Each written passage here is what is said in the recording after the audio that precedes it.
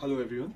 In the first GD video, we try to understand what is a group discussion, why is it important, and also try to understand what are the various evaluation ways or evaluation criterias on which you are being assessed upon in a group discussion.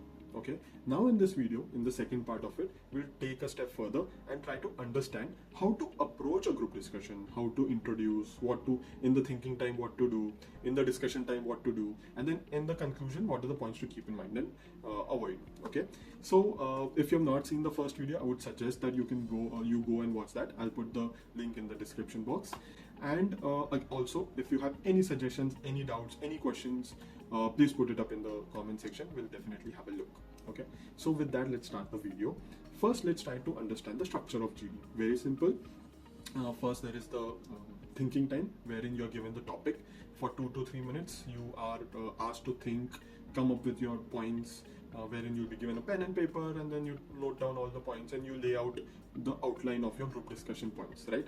That is the first part. Then is your discussion part, which starts with an introduction, wherein an member from the panel, from the group, will volunteer first of all, and then introduce the topic, set the context, and then will invite the other members to continue the discussion.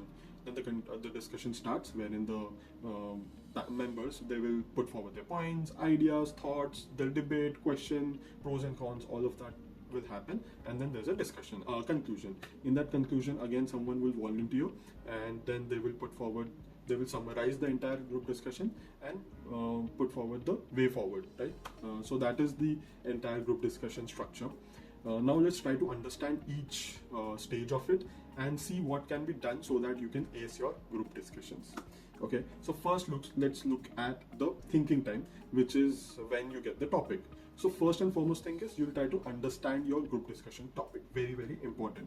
Okay, if you do not understand in the first time, read it again till the time you understand it. That is first part. Second is try to analyze it. Okay, and not just analyze it from one perspective, but we need various perspectives, because you're going to be a manager or you're going to get into MBA or whatever. So you need someone who can think through very well. So that is the first part of it. Now let's see how are you going to think from various perspectives. Let's take a topic of remote working or hybrid working, pros and cons of hybrid working, right? So first, very basic is you write down the pros and cons, whatever you think, you write it down. Now what are the other ways you can look at it is, first you look at the implications of hybrid working. What are the financial implications? What are the implications on performance implications? Then you can talk about the mental well-being implications. Then of course you can talk about the social interaction and so on, right? So these are the various angles through which you can look upon. You can also look at the stakeholders which are involved in this. Okay, how is it going to impact them? Then you look at the scope. So hybrid working, who could be included, who cannot be, what is the scope of it, what could be the possible issues, and then you can come up with the solution. So this is like a basic structure that I've given.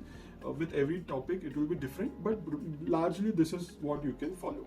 Okay, so in your thinking part, you will note down all the points. Now I know you'll say, Charu, we just have 1 to 2 minutes. How are we going to think about so many things? So simple is, they'll be giving you a pen and paper. Take it. Then what you can do is you can categorize the points. Okay, you can cut your page into 4 or 6 parts. Okay, and then everywhere you can categorize them, saying pros and cons. You can talk about stakeholders. You can talk about implications, challenges, solutions. What are the new companies doing? And then as and when you get points, you can keep adding in that. And then when the time of discussion starts, you can use that. Next is, in this time only, thinking time only, you have to decide whether you'll be introducing or not. So if you're very confident that yes, I know about this topic, I have a basic understanding, I know what the topic is and what are the few government laws and some statistics about it, and if you can set the context, then you can do the introduction part. Okay, now let's come to the introduction. Introduction should be somewhere around 1.5 to 2 minutes. What you need to do in introduction is, first you will greet, you will put forward the topic, you'll say that topic, and then you will explain the topic to everyone, okay, in the most crisp and clear manner. So let's say the topic is diversity, equity, and inclusion. So in this, what you'll do is you'll try to explain what is diversity, what does it mean, what does inclusion means, and what does equity mean. Okay, and for equity, you can also talk about what is the difference between equity and equality. So if there are some words, you can do that. Then you can talk about why is it important in today's world. You can talk about what are some of the companies doing. If you have any government laws or any policy which is related to this, you can talk about that. And if you have any facts, so you can talk about saying that in today in India there are 26% of the women in the workforce. Okay, this fact may not be correct, but I'm just giving an example. Okay, or you can talk about these many companies have XYZ policies, or this is how DEI is helping the organization, or in case if you have some other views, you can put forward that. But in case if this video, if this topic is pros and cons, so in the introduction part, you're not going to talk about the pros and cons. You'll just set the context. The pros and cons will happen in the discussion part. Okay, so that's about the introduction. So yes, in the introduction, as we said, you set the context, you explain the topic, you give some background about it, and then you invite others to continue the discussion. Now, once the discussion starts, okay, one very important question a lot of people ask is how many entries to make. So anywhere around 4+ entries is perfect. Okay, now when I'm saying 4+ entry, that does not mean you keep repeating the same point 4 times. Every entry you should have some different point, okay, some different perspective. If you're if you're talking about the challenges, then in the second you can talk about the solutions, or you can talk about what are some best practices, or something like that. Okay, so in discussion, that is what you're going to do. So 4 to 5 entries is the best. And when is it the best time? Psychologically, if you think in the first 2 to 5 minutes, if you are someone who speaks in the top 2, 3, 5 minutes, then it will have a better impact in your evaluation. Okay, it will have a positive impact, and if you can introduce it well, then that's the best thing that you can do. And don't worry, even if you don't introduce, you can take up the discussion part and conclusion part. Okay, so in conclusion, in discussion, what else you'll do is, again, once if you have not introduced the topic, you get another 1 or 2 minutes wherein you can note down points, you can think about it, and on your pen and on your paper you can put down all the points. Okay, during the discussion, it's very important, as we said earlier also, to note down all the points, because when you will be concluding, or whenever you will be summarizing, it will help you to remember all the points. Or even if you want to counter the points, or if you want to add on to someone what they've said already, it will help you to do that. Okay, so you have done the introduction. Now you're in the discussion part. In the discussion, again, as I said, various perspectives is very, very important. Talking about giving the best examples of what the companies are doing, and also always remember Indian's perspective is very important. Whenever you get a chance, if you know about an Indian company, talk about it in the Indian parallels. I mean, trying to understand what are the things that are working in India and what are the things that are not working in India. Because if you're in India, okay, if you are someone who's applying for a job or college in India, then that's something that is important. Next and very important part is, if everyone is talking about the pros, or if everyone is talking in one direction, take the road that is less traveled upon. Okay, try to talk something which is very, very different. Okay, now that does not mean that you talk something very random. It should be relevant to the GD, and then you take it to the other level. Okay, other direction, give it a direction. What will happen is, suppose in the GD there are 10 people, 6 of them are speaking for the topic or in a similar direction, and you speak in the opposite direction. Now your attention, everyone, the panelists, they will look at you, you will get the attention, and it will come in their minds, right? It will get highlighted that yes, this person has spoken something different, and which would add on value. Okay, another important thing that we had said earlier also, you have to be assertive here. It's very, very important. I'm not asking you to be aggressive, I'm telling you to be assertive. Now you'll say, what is assertive? Assertive is simple. When you have your point, you have to, whatever you're feeling, whatever you think, you have to put it forward clearly, directly, and very honestly. Okay, so if someone you think that if their point does not make sense to you, be polite and put it forward. Okay, if you think something has worked, you do that. Okay, because it is very important. Why is being assertive important is, in any organization that you go, they want your opinions. They want someone who speaks up, who gives valid inputs, who's not like, haha, whatever you're saying is correct, or someone who's like not giving any inputs. They want someone of that sort. So being assertive is very, very important.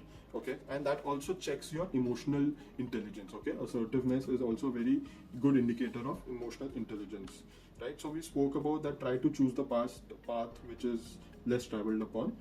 Talk newer points, don't repeat the same points. And again, whenever you're talking about the points, one very good way is talking about the past, present, and future. What has happened in the past, what things didn't work, what is happening now, and from past and future, what have we learned and what we can do in the future. Okay, and also you can include the trends, you can put in the numbers. Another thing that you can use is all those models. So there is the pestle model, there is Porter's 5 forces model. Then you'll get the BCG model, then Aeon's. There are so many models. If you go to HR, there'll be specific models. So if you can use that, that's well and good. For an MBA entrance perspective, basic models is more than enough. But if you're someone who's giving job interviews, then more domain specific models are recommended. Okay, so that is one way of enhancing your GD score. Another way is by, even if you don't know points, right, during the group discussion, what do you listen, right? Active listening is very important, and based out of that, what do you infer, and then what do you speak? That is also very, very important. Sometimes you may not know the topic, you may not have read about it, which is fine. That is like the worst case scenario. But even if you have not done, actively listen to them, try to analyze what are they saying, and then based on that give solution, counter the person whatever they have said. Okay, that is one way that you can very well look upon. Okay, look upon as in you can do that. That is very, very important. Next is trying to understand this is not a competition but a discussion. When I'm saying this is not a competition, you don't have to cut others or try to say, okay, because I need to have 4 to 5 entries, I'm like being very aggressive. No, you have to ensure that everyone is getting a chance to speak. You have to ensure that the group is going in the right direction. You have to ensure that you're taking care of the time, like within 20 minutes, 18 minutes, you're completing the discussion, and last 20 minutes you're summarizing. So that is very, very important. Okay, and all your GDs, they need to be very factual. They need to have good opinions of yours, your thought process. They need to understand. If there are some researchers that you've read, some expert opinions, then please do include them. Okay, and then now you'll say that if you want to, what should I read for this discussion? What should I know about? Right. So first is trying to understand about the country. General awareness is very, very important. To read about the business, top business, read the union budget which has just come out, read about it. What are the top highlights, what are the good things, what are the things that could have improved. Ensure that you know all the top indices like human development index, freedom index, or let's say ease of doing business index. All these index, whatever wherever India is, you try to understand, see which are the top 2-3 countries, and where what is the rank of India in that index. That is going to help you. Then again, if you business and management knowledge, if you're someone who's applying for HR, so it is very important that you read about the motivational theories, the organizational behavior theories, change management. You read about that and quote a few if possible in the group discussion. Read about the business and management related information. What are the best practices in the organization? What are the leadership styles that have worked, and what we can learn from? If it hasn't worked, what we can learn from? What is, again, domain specific keywords? What are the keywords? What are the new trends? What are the things, upcoming technology or innovation that's happening in that domain or general business? So that is AI, virtual reality, and all. Of course, read a little bit about sustainability, ESG. How is it going to help you? If you're going for finance, how you can incorporate ESG in finance, or supply chain, or human resource management. How you can interconnect is very, very important.